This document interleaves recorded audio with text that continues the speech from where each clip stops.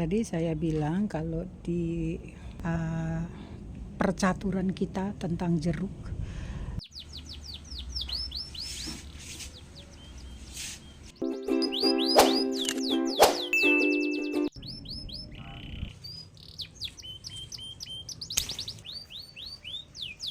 Assalamualaikum, selamat jumpa lagi Ndak.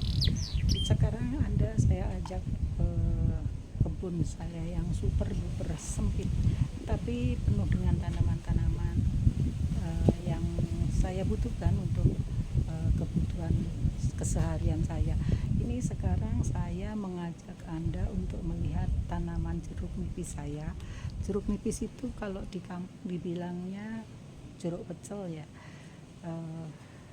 Waktu saya kecil begitu. Jeruk nipis kenapa saya tanam? Karena kebutuhan akan jeruk nipis bagi saya sangat tinggi. Dihitung-hitung seminggu itu bisa 1,5 kilo pada waktu itu ya, karena saya kalau bepergian bawa teh itu saya campur dengan jeruk nipis. Pada waktu itu belum ada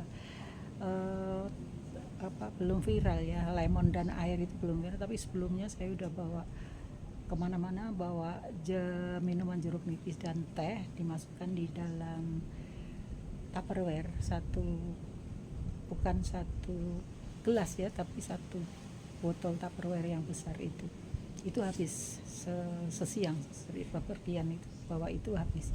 Nah sekarang saya akan ajak Anda untuk melihat tanaman jeruk nipis saya. Ada dua pohon yang saya tanam di pot alias tabulan pot. Nah ini buahnya sedang banyak-banyaknya, padahal setiap hari saya petik satu-satu. Bahkan ini tadi ada yang jatuh satu, besar loh ndak buahnya. Ini airnya banyak nih, kadang saya makainya tidak satu, separuh atau 3/4 gitu, sisanya disimpan di kulkas. Ini tabulan pot begini, bunganya sedang tumbuh banyak. Ini buahnya, bakal buah kecil-kecil juga banyak. Yang satu ini rajin, tapi yang satu ini belum kelihatan, baru habis buahnya juga. Mungkin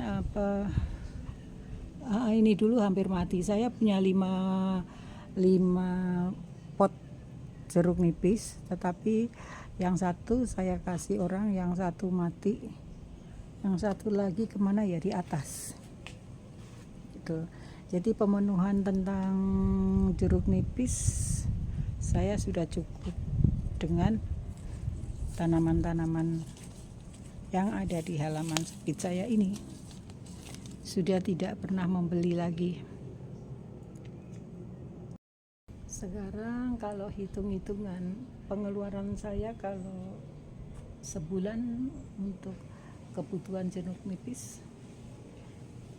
lumayan ya. Jadi sekarang 1 kilonya berapa, 28 atau berapa, tapi kecil-kecil. Di luar itu di pasar itu jeruk nipis itu kecil-kecil dan airnya kurang.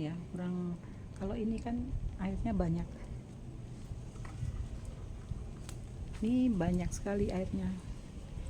Kalau separuh saja udah cukup asam ya, udah cukup. Saya tidak bilang kalau jeruk nipis itu manis. Jeruk nipis tetap asam, tapi kalau tanaman sendiri ini airnya banyak.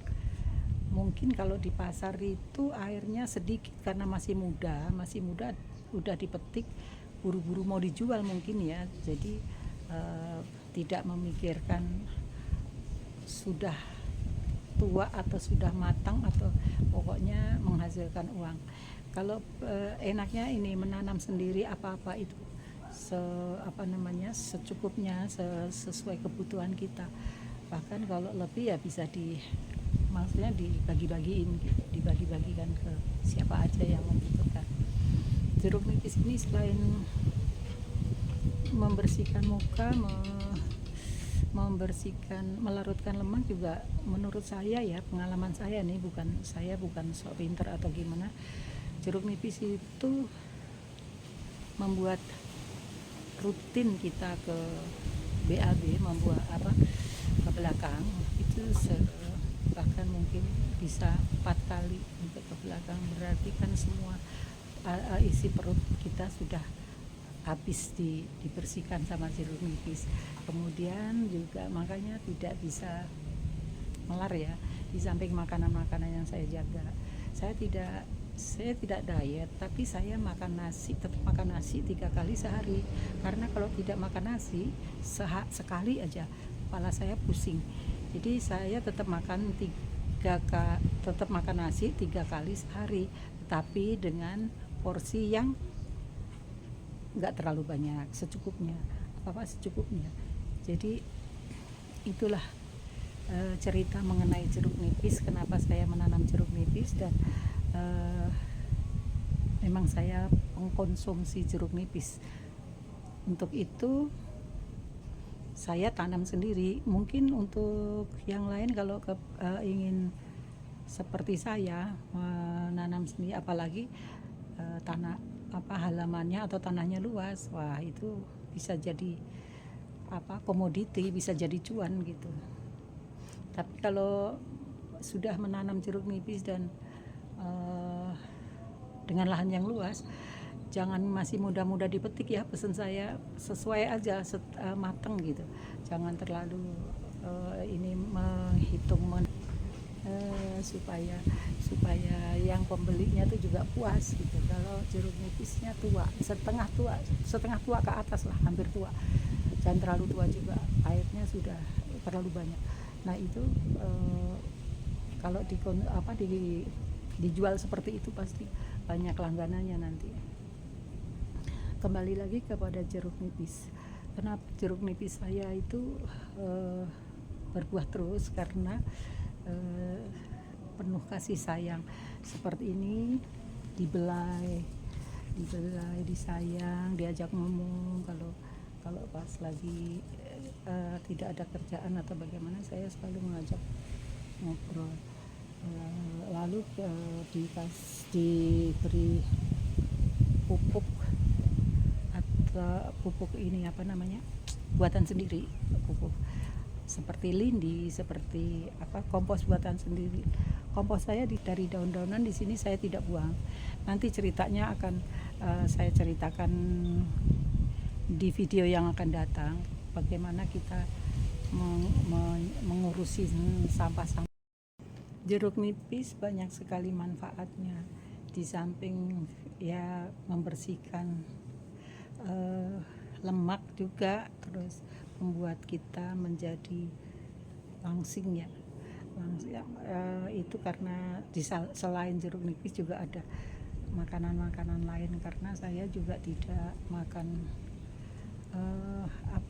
yang membuat badan menjadi gemuk, seperti makan ayam negeri, roti-rotian, itu saya tidak sentuh.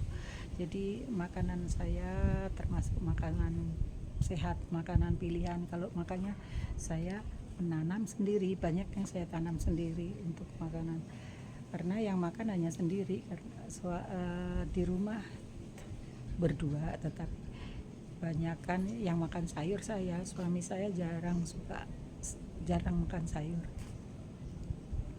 Nah, tentang jeruk nipis juga, karena vitamin C-nya tinggi, melarutkan melarutkan lemak, kemudian bisa juga untuk membersihkan muka. Kalau kita mau rajin dengan jeruk nipis, muka kita juga jadi bersih ya, bukan kinclong tapi bersih, cukup bersih kalau rajin. Tapi kadang-kadang sering bepergian, jadi saya kurang rajin membersihkan muka dengan jeruk nipis. Tadi saya bilang kalau di lahan sempit saya ini tidak ada pestisida kimia ya. Ini buktinya seperti ini. daun bolong, kemudian ini ada uletnya. Mana tadi ulet ini, ulet jeruk ini bentuknya seperti ini, banyak daun bolong. Ini artinya di lahan saya tidak ada sama sekali yang namanya pestisida kimia, karena saya anti sekali dengan pestisida kimia. Oke, sekian saja percaturan kita tentang jeruk. Jangan lupa subscribe, like, dan komen.